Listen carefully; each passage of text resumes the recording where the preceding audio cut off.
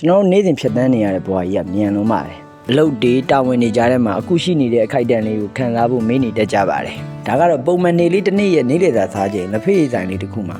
BY ကလူ၃ယောက်က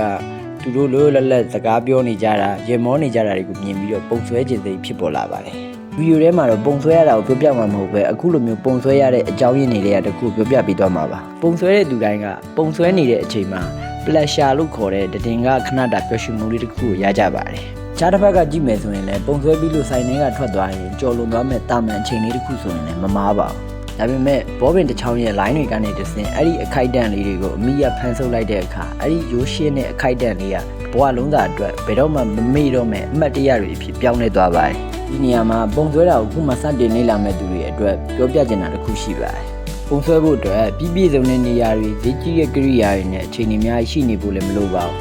လက်ထဲမှာဘောပင်တစ်ချောင်းနဲ့ sketchbook တစ်ခုရှိအောင်ပဲလုံလောက်ပါပြီ line တွေမညီမှာပုံပြတ်သွားမှမကြောက်ပါနဲ့စိတ်ထဲကမြင်ရတဲ့အတိုင်းရိုးရိုးရှင်းရှင်းလေးပဲစတင်လိုက်ပါခုကျွန်တော်လက်ဖေးတိုင်းမှာပုံထိုင်ဆွဲနေတာ15မိနစ်20ကြာပါလိမ့်မယ်ဒါဟာဘဝရဲ့တာမန်ရိုးကြခဏတာခိုက်တန့်လေးတစ်ခုပါပဲဒါပေမဲ့အခုလိုပုံဆွဲပြီးမှတ်တမ်းတင်လိုက်တဲ့အခါဒါဟာတဘဝလုံးသားအတွက်အတိတ်ပဲရှိတဲ့ထာဝရအမှတ်တရတစ်ခုဖြစ်သွားပါပြီနောက်နှစ်ပေါင်းများစွာကြာတဲ့အခါဒီပုံလေးကိုပြန်ကြည့်ရုံနဲ့အဲ့ဒီနေ့ကစိုင်နေကစကားပြောတဲ့အနေနဲ့နေ့လည်စာရဲ့အရာတွေကိုထီရှားရှားပြတ်ခံစားရစီမှာပါဒါကြောင့်ပုံဆွဲတာဟာအချိန်ဖြုံးတာမဟုတ်ပဲကိုယ့်ရဲ့နေ့ရက်တွေကိုပို့ပြီးတော့တန်ဖိုးရှိအောင်ပို့ပြီးတော့သတိပြုမိအောင်လို့အသက်သွင်းပေးတဲ့နီလန်ကောင်းတစ်ခုပါခဏတာပြောရွှင်မှုတွေကနေအခုလိုမျိုးတဘွားလုံးစာအတိတ်ပဲရှိတဲ့အခိုက်အတန့်တွေကိုဖန်တီးနိုင်ခြင်းနဲ့ဆိုရင်ကျွန်တော်စီမှာ video class တွေ join လို့ရပါတယ် level 1 level 2ဆိုပြီးခွဲထားတဲ့အပြင်